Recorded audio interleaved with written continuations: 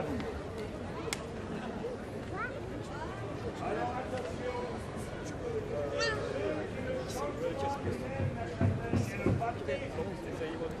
Se retrouveront enrôlés de force.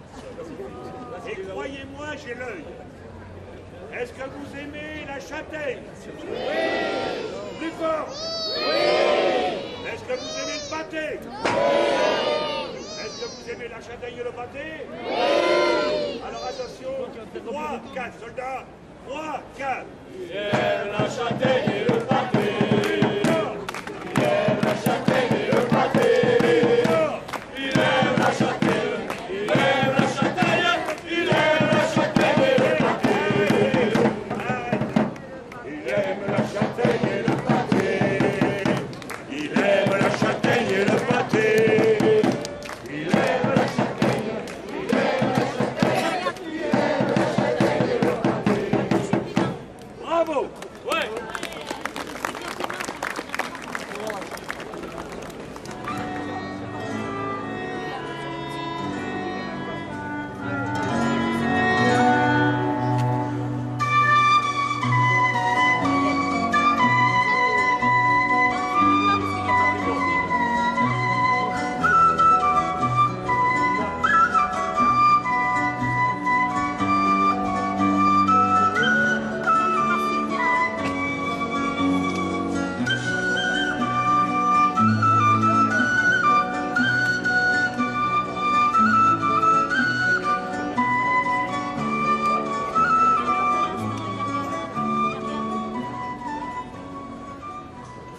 Laissez-moi vous conter une histoire qui s'est déroulée en pays de Thomière il y a plusieurs siècles. Comme lors des veillées d'autrefois, laissez-moi, en dégustant de bonnes châtaignes grillées, vous conter un moment agité de l'histoire locale. Laissez-vous entraîner dans un autre temps. Allez, allons à la taverne, messieurs. C'est jour de fête dans la bonne ville de Saint-Pons de Thomière. C'est le jour de la fête de la châtaigne, fruit goûteux qui permet à tous de se nourrir tout au long de l'année, tant les façons de l'utiliser sont nombreuses. D'autant qu'en ces années de 1700, les hivers sont rudes, les vents piquants comme des aiguilles et le gel brûlant sur les doigts et les pieds. Les greniers sont vides pour la majorité des habitants. L'évêque de Saint-Pons a depuis quelque temps entrepris des travaux pour faire reconstruire les bâtiments religieux qu'avaient fait détruire les religionnaires, plus précisément l'ancienne abbaye et l'église paroissiale. Le peuple lui en est très reconnaissant car sans ces travaux, beaucoup mouraient de faim. Certes, à son arrivée, l'évêque persan de Montgaillard, puisque tel était son nom, avait paru fermé, sévère, austère, loin du peuple. Et au fil des mois, chacun a appris à le connaître. Aujourd'hui, il vient visiter le chantier et s'assurer de la bonne avancée des commandes. Et pour ce faire, après la messe, il ira s'entretenir avec les différents compagnons et bâtisseurs et marbriers. Mais d'abord, il va célébrer une longue messe.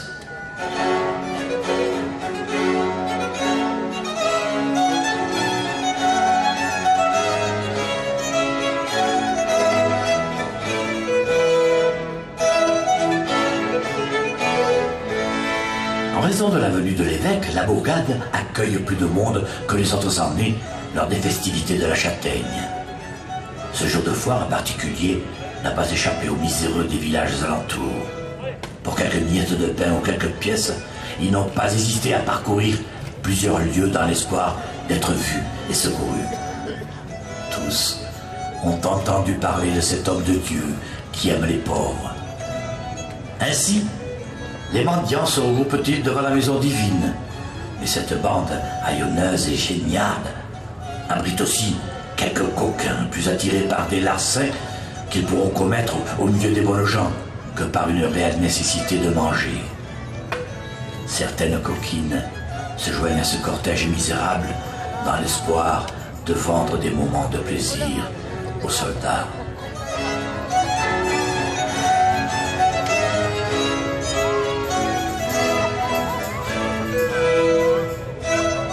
Saint-Pons voit aussi dans ses rues des familles aisées venant fêter l'évêque et la châtaigne. Comme il se doit, elles font le tour des étals à la foire avant d'aller à la messe, plus pour faire bonne figure que par véritable piété.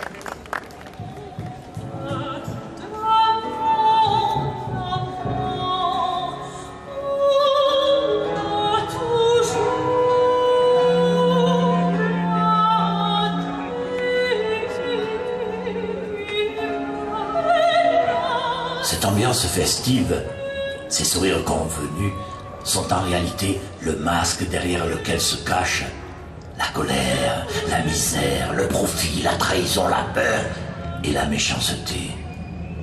Les bâtisseurs ne sont que très rarement payés pour leurs travaux. Ils ont peu à manger. Leurs femmes et leurs enfants doivent souvent mendier pour survivre. Et puis, cette crainte permanente, tenace, viscérale de choir d'un échafaudage ou de perdre leur travail.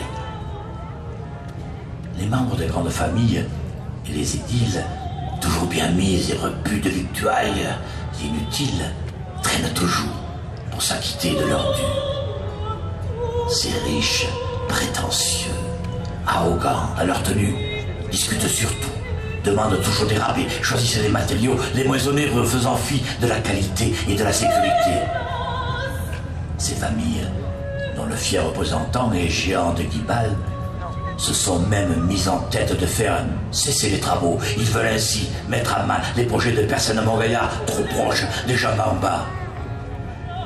Guibal, l'arrogant, s'est offert les services d'un coquin nommé Rasus, aventurier itinérant, se faisant passer pour un moine, en réalité plus intéressé par les pièces en or, la gaudriole, que par la prière.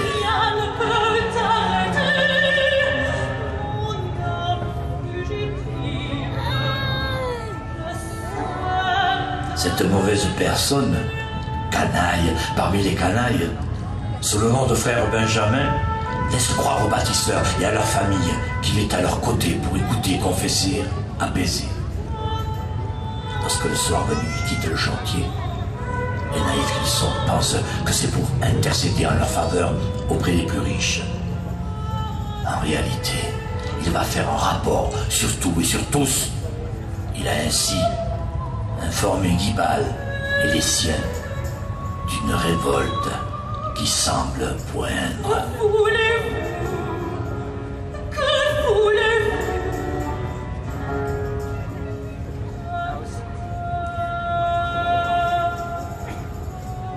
Je suis sûr que ce moine qui est toujours entre nos pattes n'est pas aussi bon chrétien que cela. Quand la belle Margot vient nous porter la miche de pain et le pichet de vin, il est plus inspiré par ces beaux tétons qui pointent sous le chemisier que par le chapelet de la vieille Antoinette, hein. J'ai vu l'autre jour une discussion avec cette vermine de Guibal.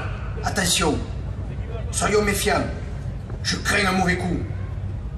Si nous ne pouvons dire à l'évêque à la sortie de la messe tout ce qui ne va pas, nous n'aurons plus de recours. Nos familles risquent de mourir de faim et le chantier sans doute devra s'arrêter. Antoine, et toi Vincent, suivez-le et tenez-nous au courant.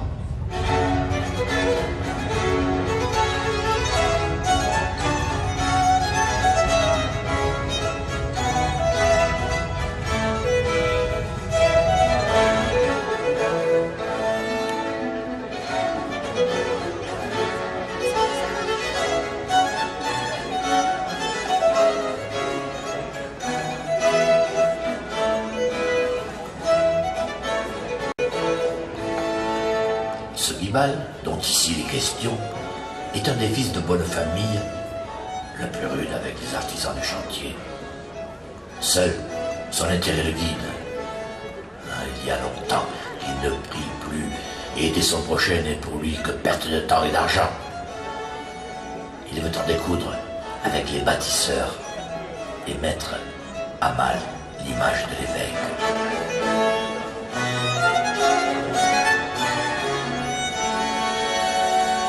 Es-tu sûr que ces graines de potence ne se doutent de rien? Certains, car ils sont trop ignares et stupides pour comprendre quoi que ce soit. J'écoute leurs femmes, console leurs vieillardes, fais des prières sur leurs morts, fais mine d'entendre leurs doléances. Je mène à leur côté une vie exemplaire de pauvreté et de prière.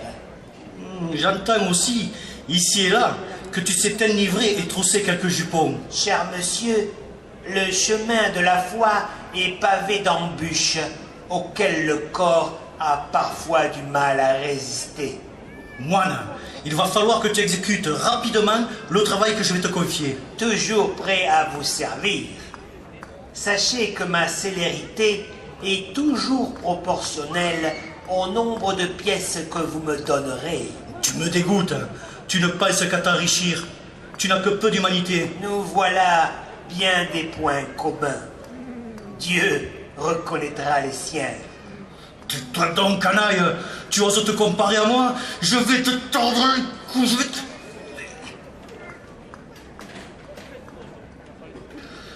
Écoute bien, suppôt de Satan. C'est trop d'honneur que vous me faites. Vous aussi, écoutez bien. Je ferai en sorte de créer un incident sur le chantier. Je critiquerai la qualité des travaux et Joseph, toujours prompt à protéger les siens, viendra me contredire. Je ferai tout pour qu'il s'énerve et me menace.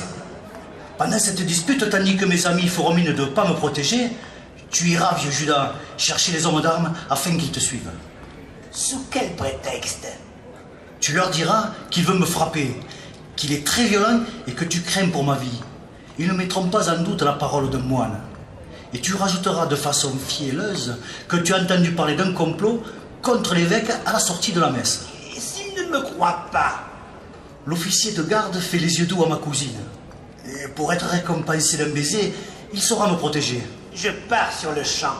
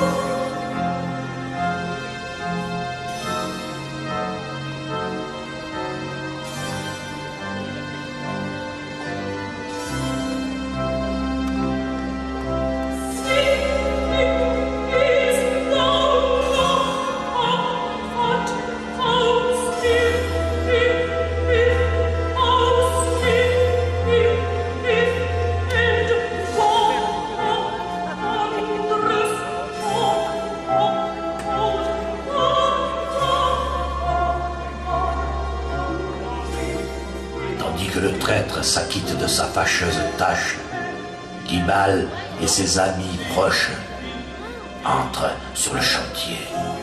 Ils bousculent quelques personnes. Qui est responsable de ces travaux qui n'avancent plus? Où sont les maîtres charpentiers et les autres corps de métier? Que cherches-tu, Guibal? Tu sais bien que le chantier ralentit parce que toi et les tiens ne paient pas ce qu'ils doivent. Parce que beaucoup de commerçants, qui sont tous de ta famille, pratiquent des prix insensés. Je ne te permets pas de me tutoyer. Nous ne sommes pas du même monde. Mais qu'est-ce que tu racontes?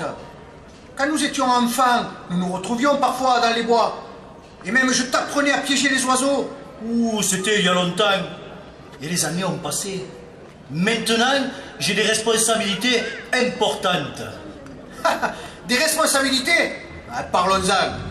Quand tu as engrossé ma sœur, la Denise, tu les as oubliées, tes responsabilités. Toi et les tiens, vous vous jouez des nôtres, sans scrupules, comme des charognards sur des cadavres. Je ne te permets pas de traiter ainsi les miens. Ta famille s'est toujours illustrée par des chantiers sales, des constructions non terminées. Il paraît même que ton père ne serait pas un vrai compagnon. Je t'interdis de salir la mémoire de mon père, qui était un maître verrier reconnu jusqu'à Toulouse. Mais qu'as-tu fait, toi, de tes mains? Lâche-moi, tu me fais mal! J'ai envie de te tordre le cou comme un tendon.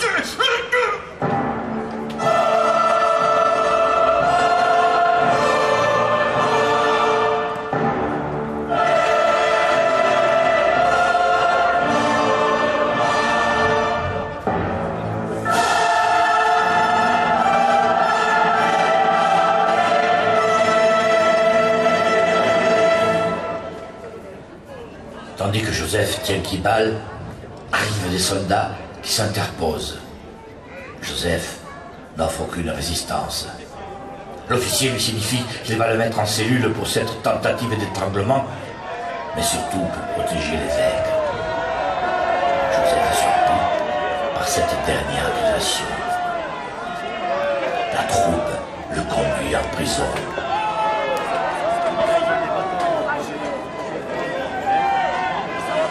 Antoine et Vincent reviennent sur le chantier et expliquent aux autres qui est vraiment Razous. Ils racontent tout ce qu'ils ont vu et entendu. L'esprit de la révolte commence à s'incarner. Certains brandissent des bouts de bois, d'autres lèvent leurs haches. Des paysans se joignent à eux avec fourches et faux. Un groupe se constitue, il est fait de beaucoup d'hommes, mais aussi de quelques femmes et de certains enfants. Tout se mélange en eux, la faim, la misère, la déception d'avoir été gruché par Razous depuis tant de mois. l'envie de libérer leur porte-parole Joseph, le besoin de signifier à Guibald qu'ils n'ont plus peur. Les militaires laissent Joseph, mains et pieds liés dans la cellule, et viennent à la rencontre des révoltés. Devant le chantier, on se pousse, on s'interpelle. Chacun lève son arme pour impressionner les autres. Les plus véhéments s'affrontent à l'épée, profitant de cette panique. Razouz, le traître, se faufile d'un lieu à l'autre pour tenter de fuir. Il est arrêté par des femmes et des enfants du chantier qui le ligotent et le conduisent sur la place, sa tête au sol et coincé dans une fourche. Il supplie, il pleure, rien n'y fait. Vincent et Antoine s'acharnent sur lui, prêts à l'étrangler. Arrive en courant Joseph, qui vient d'être libéré par des compagnons. Il entre dans la mêlée avec tout le courage qu'on lui connaît chez les bâtisseurs.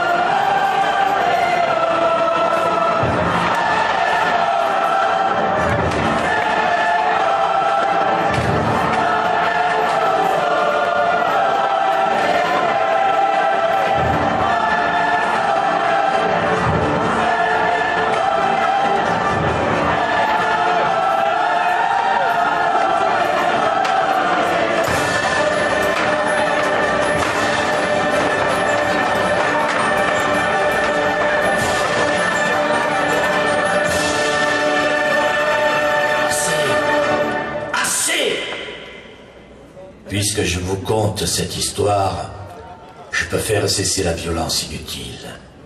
Regardez, braves gens, les visages hideux des luttes de pouvoir, la peur sur le visage de certains.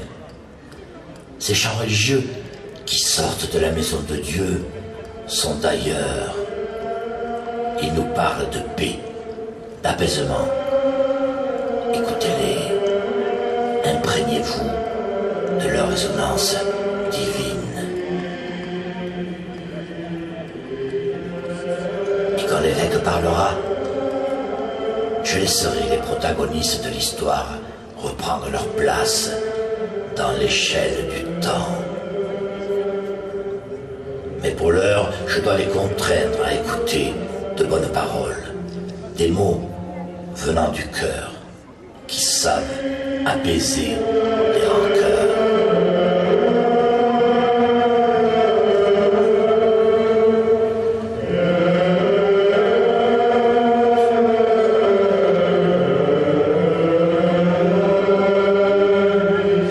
Mes enfants, que de violence inutile devant la maison de notre Père. Les injures et les coups ne feront qu'augmenter les tensions entre vous. Supportons-nous les uns les autres, acceptons nos différences sociales. Ne soyons pas jaloux de ceux qui ont plus, et respectons ceux qui ont moins. Guibald, vous ne voulez pas que j'offre ma fortune à la ville pour faire les travaux.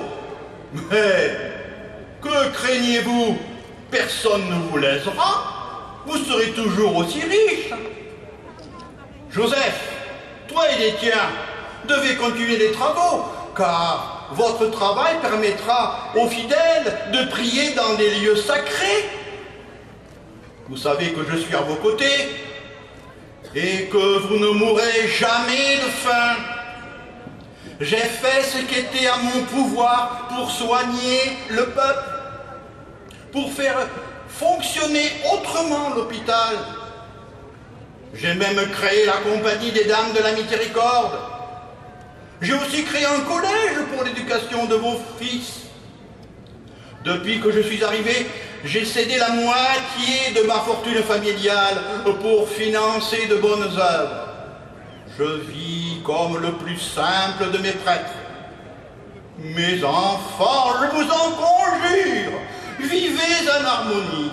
Ne laissez pas le diable noircir vos âmes. tournez vos regards vers le Seigneur et allez en paix. Au nom du Père, du Fils et du Saint-Esprit.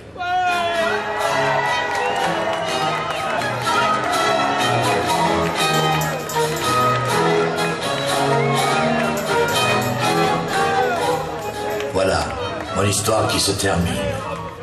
Bien sûr, cela finit de façon apaisée, sereine, constructive. Autant de qualités dont faisait preuve le bon évêque Percin de Montgaillard. Et je renvoie dans l'histoire le traître Razous. Je laisse Guibal à sa méchanceté. Ce n'était qu'une petite histoire en lien avec la grande et belle histoire simponaise, celle qui commence avec la préhistoire et les Simponiens et qui arrive à nos jours.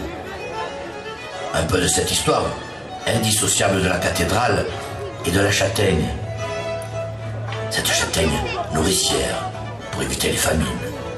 Cette cathédrale remplie de complots, de fureurs, de trahisons, de querelles religieuses, mais aussi de créations, d'inventions, de travaux précis mis en œuvre par les compagnons du devoir. Cette châtaigne, rendez-vous annuel d'artisans, de commerçants, de curieux, attirés par ce fruit goûteux et ancien, mais aussi par la ruralité de notre terroir. Cette cathédrale construite, abîmée, reconstruite, dévastée, brûlée, mais que des religieux et des hommes de bonne volonté ont su mettre au centre, au cœur de la cité. Du cœur, il en fallait pour donner de son temps, de son argent, de sa foi. C'est ce que fit Percin de Montgaillard. Certes, ce sont ses successeurs avec des fortunes diverses qui terminèrent les travaux, mais Percin de Montgaillard restera comme le bon évêque près du peuple.